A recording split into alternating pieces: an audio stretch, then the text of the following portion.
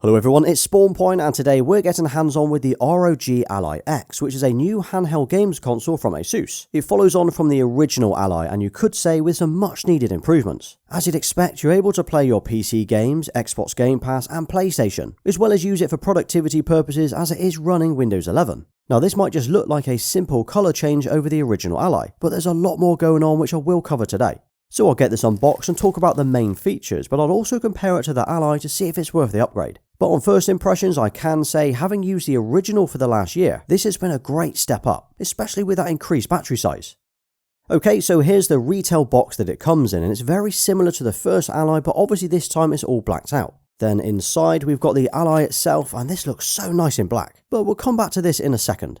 Then underneath that is a 65 watt charger with a USB-C on one end, although I've also got a 140 watt charger to test it out, and that's because the new Ally X does support up to 100 watt fast charging, which is pretty useful with that larger battery. And if we flip this lid over, inside this compartment it comes with a little cardboard stand. In fact, there are two in here, so you could either use them on either end or you could have them in two places around your room. Now you might not use these, but it's great for displaying it in your setup instead of just lying it down. Okay, so looking around, it's got a nice clean design to it with some nice subtle changes compared with the last one. I think if you were holding out for a black Ally, this is already a winner. So we've got the usual ROG branding throughout, including on the front, on the hand grips and around the back. Even the vents here is in the shape of the ROG logo, but I don't think this looks tacky or over the top. Now on first glance, it kind of just looks like the original Ally but black. It's obviously got a similar design with the slanted grips, vents on the front, button layout and the A, B, X and Y colours. However, holding it now, this is more than just a different colour. It actually feels more comfortable to hold. They've definitely done something here to improve the overall feel. So if I flip this around, I'll show you what I mean. So you see the hand grips, well ROG have ever so slightly made them bigger and thicker to make it more comfortable in the hand. And they've even rounded the edges off. So if I compare this to the original, you can see how it's a lot more smoother down here as well. Although they have also changed the grip texture to include tiny ROG logos. So that's pretty neat and it's something that we saw on the PS5's DualSense controllers. But surprisingly, this one is now heavier, coming in at 678 grams instead of 608 grams. It's not uncomfortably heavy, but it is noticeable when you're holding both of them side by side. As for the buttons, around the front we have the usual asymmetrical thumbsticks. They look similar to before, but the caps have been tweaked very slightly with a more concave design. And holding them now, I would say it's got more of a grippy texture as well. And as they are full size, they fit your thumbs perfectly. And you might have noticed this already, but around each stick is an RGB ring, which you can actually customize in the settings or switch them off completely. Also, these thumbsticks have been very slightly tweaked where they are now closer to the screen, something that ROG have said improves the overall feel as well. They've also improved the durability of these to 5 million rotations, which is double what we've had before. Then on the left side we've got the D-pad, which feels responsive and now has a slightly matte finish to the centre cross. It's still an 8-way D-pad, but it's got little markers on each corner now, so it means you can easily see and feel each point as you press it.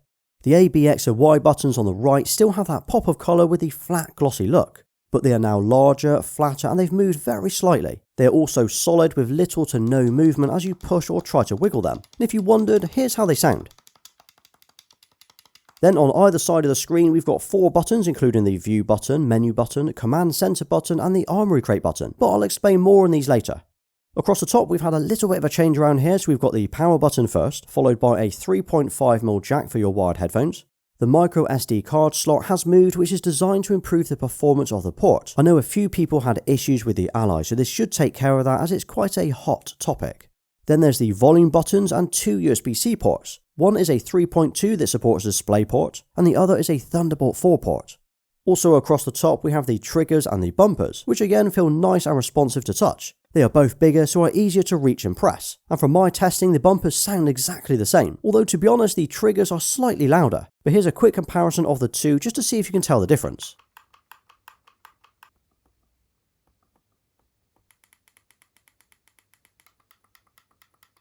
Oh, and around the back we've got 2 mappable rear buttons. These can only be mapped to any button or macros that you'd like, but they've been reduced in size and moved away very slightly from the hand grips. This certainly makes it easier to press and I'm less likely to knock them when I'm holding it now. So the screen on the Ally X is once again a 7-inch 1080p touchscreen with 120Hz support. This is pretty standard on handhelds, although it would have been nice to have seen an OLED this time. But it's sharp and it's bright, coming in at 500 nits and the image is vibrant. It's also worth mentioning though that this does have a glossy finish, so you got to see reflections while outside or in a well lit room. although the screen finish or coating is quite dark, so it's not as reflective as some other handhelds. Now, as this is not an OLED screen, it means the viewing angles can take a bit of a hit when you're off center, but let's be honest, you're going to be using this straight on anyway as you'll be using it handheld. Now, I'm not going to walk you through the entire setup process, as it's pretty straightforward. All you need to do is accept all of the usual Windows prompts, sign in or create an account, and apply any updates required. There will also be updates for the Armoury crate, but most of these will be prompted anyway. Then it's a case of signing into any gaming apps like Steam or Xbox Cloud and you're good to go. And the bonus is, if you've already got an Ally, you can transfer your settings over using a cloud backup. And you can also individually share your Steam games from one Ally to the next without having to download them all again. And when it comes to gaming, honestly, the Ally X really does not disappoint. I was happy with the Ally last year and didn't have any complaints on performance, but this has got even better. Firstly, we still have the Armoury crate, which I will dive into in a few minutes, but this is where all of your games or apps are stored. But as for the performance, it's using the same processor as before, which is the AMD Ryzen Z1 Extreme, but is now packing 24GB of RAM instead of just 16. That means any games you might have struggled with running before, or those that might have stuttered during gameplay, will run buttery smooth on the X. And pair that with the 120Hz screen and VRR and it makes the games look stunning. So over the last week, I downloaded a few different games to test out and it blew me away just how good they played. So here I'm driving around in Cyberpunk, and if you've ever played this game before, you'll know that panning around or driving through the city fast can cause it to drop some frames or even stutter. But nope, this ran really smoothly. Now in the command center, if you enable the FPS counter, you can now see what the game is actually running at. And as you can see here, we're getting around 60 to 70 FPS. And this is straight out of the box just using the turbo mode. Then when I plugged it in using the same settings, I was seeing closer to 90 FPS. I also jumped on Forza Horizon 4 as to be honest, I much prefer this game to Horizon 5, and we're getting a steady 60 FPS with no stuttering at all. Of course we got the odd dropped frame, but nothing that would be noticeable. Same for games like Spider-Man Remastered. I was seriously trying to make this thing stutter. Again, there were a few drop frames, but nothing out of the ordinary. Bearing in mind this is using the same processor as before, yet it's performing even better. I was getting around 60 to 70 FPS on battery, and around 70 to 80 while plugged in. Now all of these games I'm testing are via Steam, which is where I play most of my PC games, but there's also the option to use cloud gaming services like Xbox Game Pass and Nvidia GeForce Now. So what this means is you're able to play any of these games without actually needing to download them. And as for the overall feel of the controller in the games that I've been playing, well the thumbsticks feel tighter and firmer, which is always a good thing, especially as they are full-size sticks. If I had to compare them to another thumbstick from another controller, I would put them on par with something like the PS5's DualSense. And the same goes for the triggers. They have Hall sensors which makes them incredibly precise and responsive. So even lightly touching them you will get that instant response, which is perfect for FPS games. And as the sensors are magnetic, they are less likely to wear down over time. And as mentioned earlier, the triggers are larger as well, so feel much more comfortable to press. Also, both the triggers and the thumbsticks can be tweaked in the settings, so you can adjust the curvature and the dead zones if you'd like to. Although to be honest, out of the box these feel absolutely fine. Oh, and another feature that I really like on the Ally X is the haptics that are built in. So if you're driving around or firing a gun, well, you can feel the rumble in the controller. It's also got a 6-axis gyro for those games that support it. And I think from a gaming point of view, the Ally X really does exceed the expectations that I had for this device. It seems to be running faster and smoother, and it feels better to hold. I mean, they've literally taken the original Ally and improved on almost every area that we asked for. And as for the storage, well the Ally X now comes with a 1TB SSD over the 512GB that we got before, so literally double the storage to download even more games. But as it's got an SD card slot as well, where you can use an SD, SDXC and an SDHC cards to expand it even further. But the great thing is, ROG have made the Ally X serviceable, so if you wanted to, well, you could open it up and swap the 1TB SSD with up to an 8TB SSD. And all you need to do is remove these 6 screws from the back and pop the case off. And then inside you will see the NVMe SSD. Slide that out and you can change it for another one. Now the Ally X is once again running a full install of Windows 11. This means you can basically have a full Windows gaming PC or gaming laptop in the palm of your hands. The possibilities are endless with what you can install and use this for. Of course it does also mean you need to maintain the updates and drivers like you would with any PC or laptop. But the command center and Armoury crate UIs is what keeps it looking new and fresh.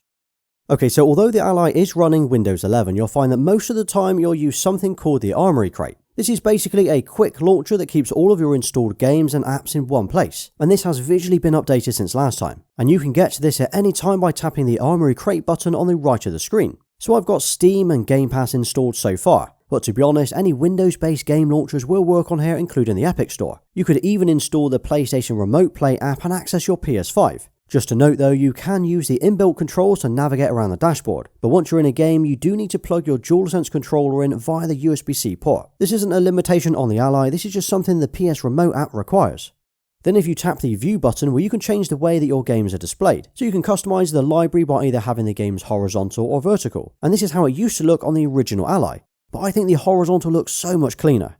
You can also adjust the positioning of the thumbnails to either top, middle or bottom, and the size of them as well. And you can even choose whether you want to show the background image and how blurred you want it to be.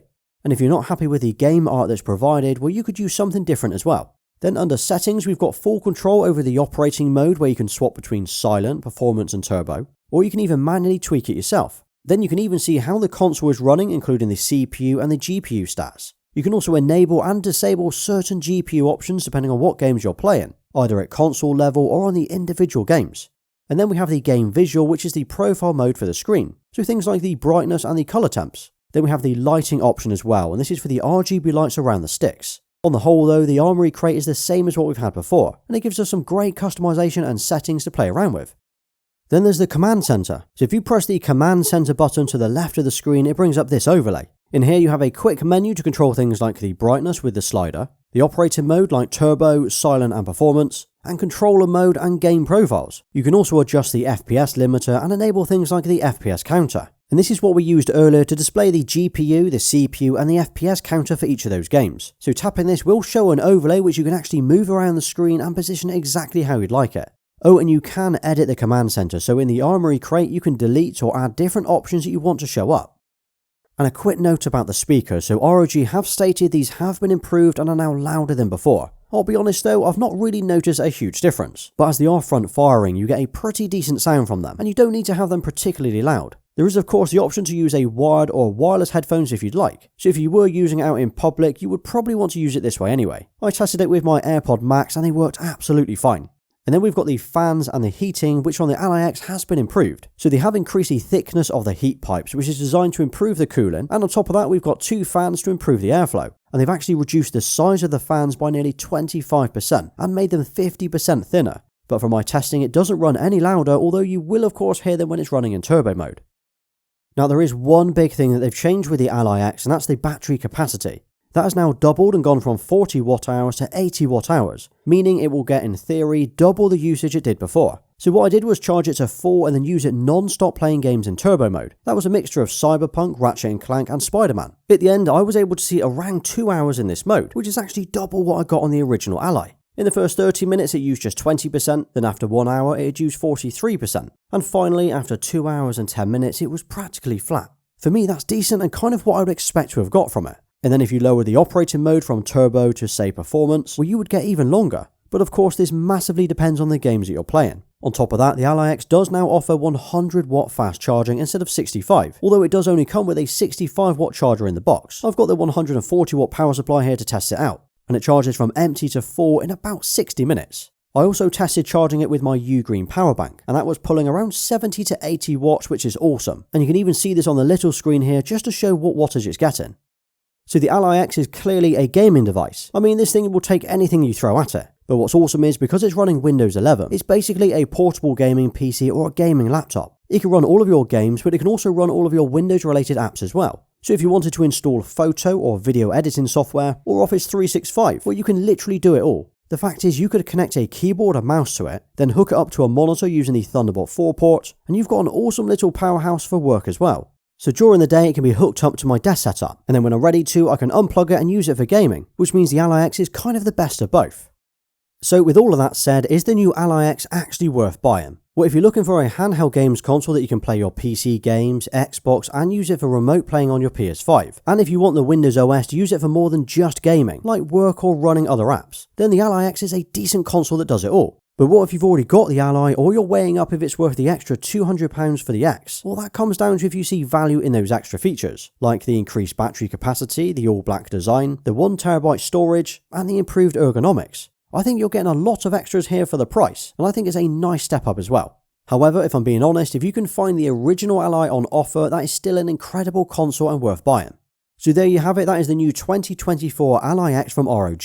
What do you think? What games would you play on this thing if you were to pick one up? Now drop a nice Ally X in the comments and I'll give you a thumbs up for staying right till the end. And if you did enjoy today's video, check out my cool gaming tech under $50 video next. Well, thanks for watching, please like, subscribe and follow me everywhere. Until next time.